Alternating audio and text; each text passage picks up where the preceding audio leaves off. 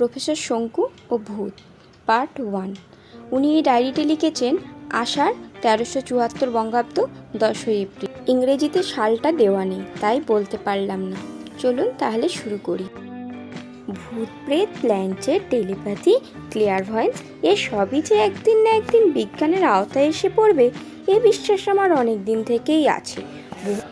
বহুকাল ধরে বহু বিশ্বস্ত লোকের ব্যক্তিগত ভৌতিক অভিজ্ঞতার কাহিনী সেই সব লোকের মুখ থেকেই শুনে এসেছি। ভূত জিনিসটাকে তাই কোনোদিন হেসে উড়িয়ে দিতে পারিনি। আমার নিজের কখনো এ ধরনের অভিজ্ঞতা হয়নি। চীনে জাদুকরের কারসাজিতে সম্মোহিত বা হিপনোটাইজড হয়েছি, অদৃশ্য প্রতিবন্ধীর সঙ্গে লড়াই করেছি, গেছো বাবার মন্ত্রবলে জানোয়ারের কঙ্কালের রক্তমাংস প্রাণ ফিরে আসতে দেখেছি। কিন্তু যে মানুষ মরে ভূত হয়ে গেছে, সেই ভূতের সামনে কখনো পড়তে হয়নি আমাকে। এই অভিজ্ঞতার অভাবের জন্যই বোধহয় কিছুদিন থেকে ভূত দেখার ইচ্ছেটা প্রবল হয়ে উঠেছিল।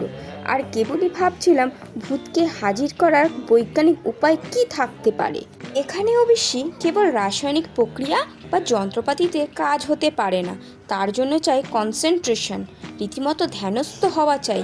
কারণ যে কোনো ভূত হলে তো চলবে না। বিশেষ বিশেষ মৃত ব্যক্তির ভূতকে ইচ্ছে মতো আমার ঘরে এনে হাজির করে তাদের সঙ্গে বাক্যালাপ করে তারপর তাদের আবার পরলোকে ফেরত পাঠিয়ে দিতে হবে। সবচেয়ে বড় কৃতিত্ব হবে যদি তাদের একেবারে সশরীরে এনে ফেলা যায়, যার ফলে তাদের আমরা স্পর্শ করতে পারি, তাদের সঙ্গে হ্যান্ডশেক করতে পারি, তবেই না বিজ্ঞানের কৃতিত্ব। গত 3 মাস পরিশ্রম, গবেষণা ও কারিগরির পর নিও স্পেকট্রোস্কোপ যন্ত্রটা তৈরি হয়েছে।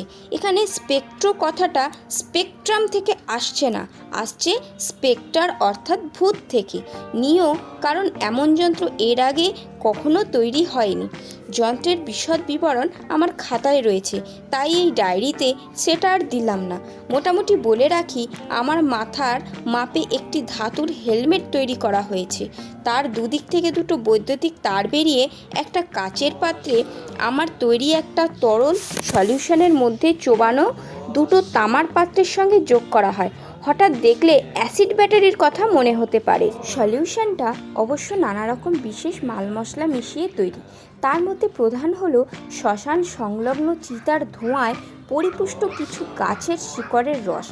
এই সলিউশন গ্যাসের আগুনে গরম করলে তা থেকে একটা সবুজ রঙের ধোঁয়া বের হবে।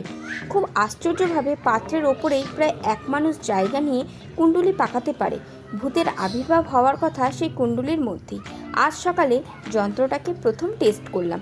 16 আনা সফল হয়েছি বলবো না, এবং এই আংশিক সাফল্যের প্রধান কারণ হলো আমার কনসেন্ট্রেশনে গলদ। ল্যাবরেটরিতে ঢোকার সময় দেখলাম বারান্দার কোণে আমার বেড়াল নিউটন এক থাবায় একটা আরশোলা মারল। ফলে হলো কি, হেলমেট পরে বসে ভূতের কথা ভাবতে গিয়ে কেবলই সেই আরশোলার নিষ্প্রাণ দেহটার কথা মনে হতে লাগলো। সেই কারণেই বোধহয় মিনিট 5 পরে স্পষ্ট দেখতে পেলাম ধোঁয়ার কুণ্ডলীর মধ্যে বিরাট এক আরশোলা তার সুরগুলো যেন আমার দিকে নির্দেশ করে নাড়াচাড়া করছে। প্রায় 1 মিনিট ছিল এই আরশোলার ভূত, তারপর অদৃশ্য হয়ে গেল। বুঝলাম আজ আর অন্য ভূত নামানোর চেষ্টা বৃথা। কাল সকালে আর একবার চেষ্টা করে দেখব। আর সমস্ত দিনটা মনের ব্যায়াম অভ্যেস করতে হবে, যাতে কাল কনসেন্ট্রেশনে কোনো ত্রুটি না হয়। Thank you.